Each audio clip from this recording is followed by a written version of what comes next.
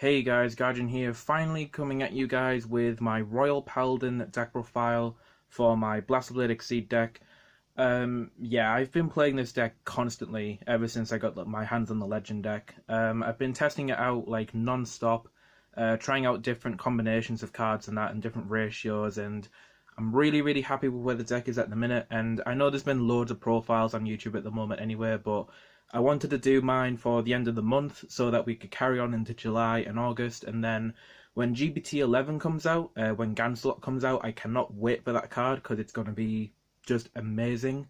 But yeah, we've got the first version of the deck, and as you can see, I've got my my Aichi deck box. Ordered this way beforehand the Legend deck came out for the TCG, but anyway, without further ado, we'll get into the deck profile and I'll show you guys what I'm running. Okay, so to start with the grade 3s, we're running 4 copies of Blasterblade Exceed himself. Got my hot stamp card right there, got that on the opening video if you didn't see it already.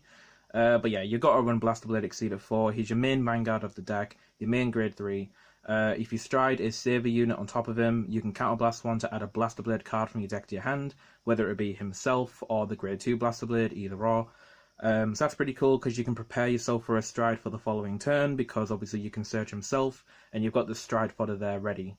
And the other effect is when he's placed on Vanguard or Rearguard Circle, you can counterblast one to retire a grade 1 or greater unit your opponent controls anywhere on the field, which is really nice. It gives the deck somewhat of a control aspect to it. There's some really pesky grade 1s and aboves in a lot of decks, so it's really nice to be able to control that, which is really nice. And I just have to say, I just love his art. I just love the fact that he has a really cool cape now. And yeah, it's just Blasterblade himself, and he just looks really cool. And I actually really like the fact that this version of Blasterblade's red, and the original one's blue. It's like a contrast of them, like red and blue. So that's really cool. Next, for the backup grade 3, we're running 2 copies of Lightsource Seeker Alfred Exeef. So this is the Legion that came out in BT16 for Seekers, but we're only really using it just as a backup because it has the Alfred name in the card text, so that's really important, because a lot of your cards either need you to have a Blaster or an Alfred Vanguard. I know that a lot of decks, well, there was a lot of hype around Alfred Oath, but to be completely honest, you do not need to worry about the backup grade 3 at all in the slightest, because Blaster Lou is going to be coming out in GBT 11, and you're just going to replace it with that essentially, so yeah, it's up to you with which one you want to go for now, but to be fair, I just went for Alfred Exeef because I already owned him and I didn't feel like dropping £30+ on Oath when it spiked up in price, so yeah. But yeah, Lou is a rare in the next set anyway, so it should be fairly cheap, but for now I'm just running 2 Alfred Exeef, sorry. But yeah, 2 copies of him. Okay, so next we have the grade 2s. We're running 4 copies of Blasterblade himself, the original Blasterblade. This is the full art version from the Legend deck. I've put my my original Blasterblades to the side, you know, keeping them safe. But yeah, he just looks really cool as an SP. I'll show you it to the camera just in case you haven't seen it yet. But yeah, he just looks really nice in a full art reprint. Really cool. But yeah, you got to run 4 of them, of course, in the deck. There's just too many things around Blasterblade that is so important for him.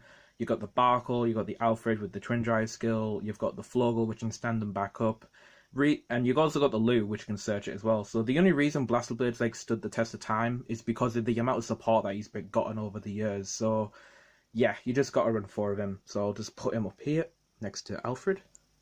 And next we're running 2 copies of Blasterblade Spirit. Now the reason for running this is actually pretty important. It's because he's got a 10k base power, and the reason this is important is because some decks will try to rush you sometimes, and having that 10k base power on the Vanguard Circle when you ride grade 2 can actually stop that from happening and just stop the rush, which is really cool. But yeah. The other cool thing is that obviously with it being a Blasterblade card and having Blaster in the name, it can trigger Winglebrave's skill, and also it's another Blaster card for your Lou to call out if you so wish to call him. And the cool thing about riding Spirit is that you're preserving your Blasterblades for your rearguard columns, which means you can get more run flips with Blaster Barkle and stuff like that, so yeah. I was running him at 1 before, but I upped him to 2 just so I could see it more often. But you can always search it out with Winglebrave, as long as you've got your ride chain set up anyway. So yeah, 2 Blaster Blade Spirit, really, really cool. And I didn't realize, but he actually got a rare reprint as a promo. PR0279EN. So yeah, I didn't realize he had a rare reprint, but yeah, he looks really cool as a rare. And next we're running 3 copies of Favored Pupil of Light and Dark Lou. Of course you got to run this in this deck. Lou is just really, really cool. When he's boosted by Floggle or Barkle, he gets an additional 3k power. Plus, with Floggle, if you boost it with Floggle, it'll be 16k, and with Barkle, it'll be 19k, which is just crazy numbers. Crazy, crazy. But obviously, the main skill is that you counterblast one after he's attacked. As long as you've been boosted by the correct units, you can put them into the soul, superior call a blaster unit from the deck to the rear guard with an additional 3k power, which is just really, really nice. Definitely allows you to put a lot of pressure into the opponent, especially when they don't get triggers, because it just means that you're going to be able to attack them a lot more often during your turn. And the main strength that this deck has is that a lot of the cards don't rely on Generation Break. You do have a couple of cards that have GB on them, but a lot of the cards don't use GB, so that's really, really cool. But the reason I'm only using 3 of them is because in testing, I found that 4 was a little bit overkill. I felt like 3 was the perfect amount because sometimes in this deck, you can actually burn out your blaster units really, really quickly.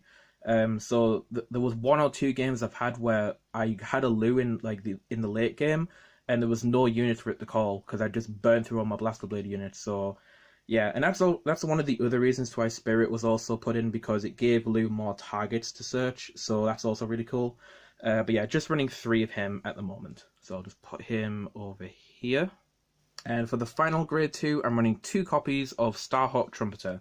I actually really like this card in the deck, and the reason for it is because for this first variation of the Blaster Blade Exceed deck, I always tend to go to Myriad Soul Saver for my first stride, just because I would like to get the search off for Blaster Blade's stride skill. But the cool thing with Trumpeter is that when I go into Myriad Soul Saver, sometimes I just don't have like a strong enough field to get the maximum potential out of it. And the thing that Trumpeter helps me with is just getting more units to the to the field, just so I have more power attacks coming in, just to apply that more pressure. But yeah, calling out any unit from the deck for 1 counterblast, giving it 3k more power, really cool. And that 3k can actually go a long way, because if you have something like a Barkle in the same column as Lou, then as long as you're calling one of them, and you've already got the other one on the field or in your hand, you're creating a 22,000 column here, which is just insane. So yeah, Trumpeter's been putting a lot of work in. I really like her, but I only put 2 of her in just because of space, and also I feel as though 2 is enough anyway. And also I'm running Merrin in the deck, which does the same thing. So yeah, just running the 2. So moving into the grade 1s, we have 4 copies of Blaster Friend Barkle. But yeah, this card is probably the most important grade 1 in the deck for 3 reasons. One is that he makes Lou 19k and gets his skill off. 2 is that he's a damage on flip engine with Blaster Blade, which is just, amazing. And the last reason is because with him having the Blaster name, he's able to trigger your Wingull Brave skill off. So if you're attacking when you ride grade 1, you can get your Wingull Brave skill off instantly that turn, as long as you've hit. And then you could go into plays like searching out your Spirit and then riding the 10k Vanguard when you ride to grade 2, which will then stop the rush from happening, which is really, really cool. But yeah, definitely for Blaster Friend Barkle, he's, like I said, the most important grade 1 in your deck. And then, of course, equally as important, 4 perfect guards, of course, just to stop your opponent's attacks. And also, it's a damage on flip. It's a damage on flip perfect guard as well, which is really, really nice. Thankfully, the Legend deck gave that to us with Epona, so that's really cool. So yeah, 4 copies of her. And then next we have 3 copies of Wingull Youth. Only running 3 of him because, like I said, in testing, I was running 4 to begin with. But 4 felt like a bit too overkill in my opinion. Again, sort of the same reasoning with Lou. There was a lot of occasions where Wingull just wouldn't get his skill off in like the mid to late game because I've already searched out a lot of my Blaster Blade cards. So yeah, but 3's been working fine since I've changed it. So really, really nice. But yeah, Wingull Youth, really good in the early game as well, because if you can ride a Blaster Barkle for your Vanguard and then put a Wingull in the rear, that's a really good setup because they've got this to worry about when it hits. Then you can get a search. So they'll more than likely guard this, but then obviously they probably won't guard your Barkle after that. And then that'll allow you to get your Wingull Brave skill off from your starters. That's really, really cool. Next, we're running 3 copies of Laurel Knight Siculus. So basically the Royal Paladin Stride Enabler. Really, really important. I actually didn't play this to start with in the deck, but later down the line I did because I just found I was actually struggling with striding consistently a lot, and after I put these in, it just made the deck feel a lot more fluid, and I didn't have to worry too much about striding. And the cool thing is that with having the stride enablers in the deck, it actually gives me the opportunity to use my Exceed in the rear guard, which is actually really good because if I'm going to go for the Alfred play, where I give a Blastoblade a Twin Drive, I can give it to the Exceed, give him plus 3,000, and then he becomes 14. So if you have a 7k booster behind it, like with anything versus 7, it'll become a 21,000 column, which is really, really good. But yeah, the 3 is basically because 2 of them make up for the 3rd and the 4th, the grade 3 that I would normally run in a deck, and then the additional 1 is just to help out with the striding, essentially. So yeah. But when the new Blastooloo comes out, I'm probably going to run 4 Blastooloos up here, and then drop this down to 1 or 2, and maybe do some other alterations. But I'm not too sure as of yet. But yeah, I'm really looking forward to GPT-11 though, because it'll give me a chance to sort of decide what to switch out and stuff like that. And for the final grade 1, we're running 2 copies of Meren. You can't have a Nightshade deck without Meren, but Buffereel though, Meren's actually really nice. It's essentially the same effect as Trumpeter, being able to call out any card from your deck to the rear guard, which is really, really nice. It gives it additional 3k power as well. But one thing that made me bump Meren up to 2 is because a lot of the time I notice that after I get Wingull Brave skill off, I'll just put Wingull Brave down here, but a lot of the time I get Wingull Brave skill off, my Vanguard's left out a booster, and the awkward thing is that the only decent booster is Wingull, because you want your Barkles in the rearguard columns for your Blaster Blades. So Wingull's literally the only decent booster then, but if he gets his skill off, then you're going to lose your booster, and it's gonna diminish the power of your Vanguard a lot. And I found that with Meren, I could just slap Meren behind the Vanguard, making the Vanguard attacks more deadly, whilst at the same time boosting my rearguard columns up by giving me more units. But yeah, 2 has been working great so far. Really, really like her. And then, of course, the starter, since we have it here, Wingull Brave. This card shot up way, way in price. Like, I was talking about it with a friend, and we were both saying it's crazy how much this card has shot up in price. But yeah, for good reason though. Like, it's just amazing in this deck. Well, it's always been an amazing card, but it's even better in this deck now. So yeah, pick up your Wingull Brave. Hopefully Busherwood might reprint it, because they did reprint Spirit at least. So yeah, hopefully they get around to reprinting Wingull Brave, because I think it definitely deserves it, and it'll help those players out who don't have one. So yeah. But anyway, that is the entire main deck. We're going to go into the triggers now, so I'll just move the grade 1s to the side. Okay, so for the triggers, we're running 8 criticals in the form of 4 copies of Lou. We'll put him there. Hey, he's just underneath the other Lou. That's a coincidence, isn't it?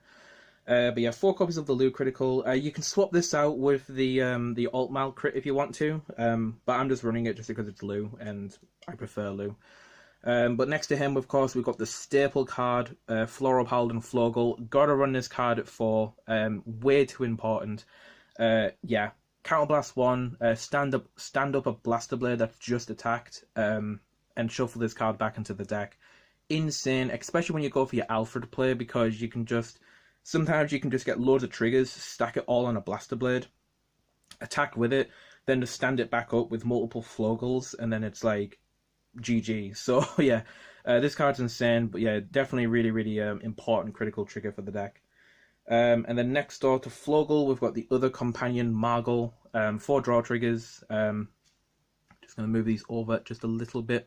You can see that I run 4 of each anyway, but we'll just move those over a little bit. But yeah, 4 Margle. You can change this about if you want to, because I know not a lot of people are interested in draws or are that attracted to draws. But I personally like draw triggers. I don't mind them. And it's really cool to have the in-soul effect for Margle. So really, really cool. And then we're running the 4 lane, of course, for the heal. You know, I might as well. I know that the new heal trigger in the Fighters Collection came out, but to be honest, in my opinion, I'm not particularly too bothered about it because it filters the deck anyway, and it's like, you don't really need more filtering as it is because the deck searches so much as it is anyway. It's like, you're just going to deck yourself out even quicker because there's been like a couple of games I've had where I've almost been decked out. So, yeah, it's crazy. But yeah, definitely 4 heals so for your G-Guards and your healing capabilities. So that's it, guys, for the entire main deck, including your triggers. We're just going to move these cards to the side and I'll show you guys the G-Zone. So I'll be back in a second. Okay, guys, so for the G-Zone, let's get stuck right into this. So we have our IG Klein card, of course. You've got to have that on the top of your G-Zone just to represent, you know what I mean? So we'll stick IG over here. Looking cool. Right, so for the actual G-Zone, we have 1 copy of Myriad Soul Saver, 1 copy of Gabblade, and 1 copy of Fights. So the cool thing with these guys is that they all come in handy at different occasions, but I've got to be honest, I probably stride the Myriad Soul Saver the most, but that's literally just because it's a saver unit, so I can get the search off with Blaster Blade Exceed. So really cool. Soul Blast 3 when it attacks, give your entire rear guards 5k more power, which is really nice. And then for the others, Gabblade comes in handy every now and then because when your opponent tries to rush you, if you're unable to ride the Spirit, if they do end up trying to rush you, you can always stride into the Gabblade, as long as you've got, you know, your stride fodder for next turn set up anywhere. And then Gabblade, with it being on hit skill, it applies more pressure, so they've used more resources to rush you, which means more than likely they won't be able to guard this attack. But if they do, they're probably going to be dwindled way down on resources. But yeah, if this guy hits, Superior Call the Grade 2 card from the deck to the rear guard, which is really cool, because you can fetch something like Lou or Blaster Blade, and if you do get the Blaster Blade, you can abuse it with your Flogles, so really nice. I recommend running the one of them. And then the 1 Fights really comes in handy, especially in tight situations where you're just lacking the rear guards, and you just, you know, you need that Lou, you need that Blaster Blade, you know. Discard a card from your hand, get Superior Caller Grade 2 from your deck. Simple as that. Turned any card in your hand into a Grade 2, basically. The bottom part of its effect doesn't really matter because it's all about Brave and stuff like that for Alt Mile, but you basically just run it for the discard and Superior Call from the deck, so really handy. So next I'm running 2 copies of Holy Dragon Religious Soul Saver, and why not, at the same time, also 2 copies of Aerial Divine Knight Alt Mile. So these cards are really important, especially the Alt Mile, because since he doesn't cost anything to use his skill, it's just a Persona flip. Gets a Grade 2 out of the deck, gives your entire front row 3k, and the Grade 2 that you called gets an additional 5, which is really nice. Really good in the mid game. Religious Soul Savers, yeah, I don't know. I'm a bit 50-50 with this card. It's more than likely going to come out potentially, but it's good in certain situations. The only downside of it is that it requires so much in order to get the most out of it. You need 2 blasters in your soul to get an additional critical on him. Plus, you need to have a Blaster Vanguard as well, which, you know, that's easy enough to do. But it's the fact that when you stride him, because he's a saver unit, which is really nice, you can get the search effect from your Blaster Blade Exceed, which is really nice as well. The problem is that his skill is that it's a Counter Blast, a Persona Flip, and it activates when you put him on the Vanguard circle. So it gives 3 of your units on the field 5k more power, which is definitely good. And you know, one of those units could be the Vanguard itself, which is nice, but it's the fact that you have to pre-plan it the turn prior to striding, and then it's like, you know, your opponent might be aware of that, and they might counteract it. But overall, if you're able to be in a situation where you can actually go into this and get the extra crit and all the 5k powers and stuff like that, even if you get, like, you know, 2 at minimum, it's not bad, but it's really situational. There's been games where I haven't even been able to ride Barkle, so the only other way you can get the 2 blasters in the soul at that point is to re-ride an Exceed, just so you can make the first Exceed go into the soul, which is very, I don't know. I like it, but I don't like it. I put it back in recently just because I have noticed quite a few times there has been occasions where I could have gone into this, but obviously, me being a numpty, I didn't have it in the G-Zone, so yeah, I was a bit annoyed with myself then, but I've just put it in for now. Whether he stays or not, I don't know, but yeah. So those are the 2 of G units in the deck, so I'll just move those up here. But yeah, Alt Mile's definitely really cool though. Very handy. Okay, and lastly, for the last G unit in the deck, I'm just going to move Aichi a little bit further down, because we're running out of room quickly. But for Alfred's, Alfred is my boy. Oh, this guy is so cool. And can I just say, I love this guy's artwork with the yellow and orange flames and on the blue horse, and Alfred just looking like a boss. Yeah, he's just awesome, you know, giving Twin Drive to a Blaster Blade, just an amazing skill, really, really cool. 5 drive checks in 1 turn, what more can you ask for? Really, really cool. So we'll just put Alfred over here, just above Aichi. Right, so lastly we've got the G Guardians. So first we're running 2 copies of Holy Dragon, Laser Guard Dragon, just the generic G Guard from the Fires collection, quite a while ago now, but yeah, just if you've got a grade 2 rear guard, he gets an additional 5k, so really cool. 20k guard, very generic. We have the new G Guardian from the Fires collection, Holy Beast Divine Mascal. So he's really cool. He's a GB1, but what he does is that if you have a rear guard in the front row, you can flip up a G Guardian to give him an additional 10k shield, which is really, really nice. It in fact replaced the Crate Elemental Screw, because I was running that in the deck for a bit, but yeah, it's just, why bother discarding a card for a 10k shield when you can just flip a G Guardian face up and get the 10k that way. All you need is GB1 and a front row rear guard, and that's it. And then lastly, for the Royal G Guardian, we have 1 Great Flash Assault. This thing has saved me so many times, I'm not even joking. The only downside to it is that it requires a Counterblast, which, you know, the deck's so Counterblast as it is already, so heavy Counterblast that you can probably get away with running 2 of these maybe, but I just prefer running the 1. And then for the last G Guardian, I like running 1 Dismal, just because protecting your rear guard sometimes is really important, especially if it's like a Blaster Blade setup that you're going to do the next turn, so Dismal can help you out there. But yeah, Assault definitely can be really, really good. You know, get to like 40,000 shield, which is crazy, and then, yeah, as I said, the 1 Dismal just protect your rear guard, so... yeah, that's the entire G Zone, G Units, and G Guardians, so that is the deck. So there you go, guys, that was my Blaster Blade XC deck for Royal Paladin. It's been a really long time since I've done a Vanguard profile on the channel, but this was well worth the wait. I was really excited to do this video for you, so I really hope you guys enjoyed the video. Any suggestions for the deck, put it down in the comment section below. And yeah, this deck will get an update when GBT 11 comes out, so... Besides that, guys, that's all I've got. Thank you guys very much for watching. Hope you guys enjoyed the video, and I will catch you guys in the next one. Take care, guys. See you later. Bye.